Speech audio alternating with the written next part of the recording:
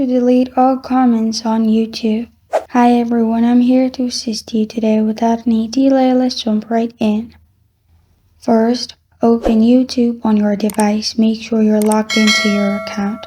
Then click on You at the bottom right. Then click on the gear icon at the top right corner of your screen.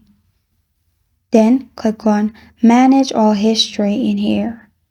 After you've clicked on Manage All History, at the top, click on Interactions. After you click on Interactions, you'll find different options. Click on Comments and Replies, which is the third option in here.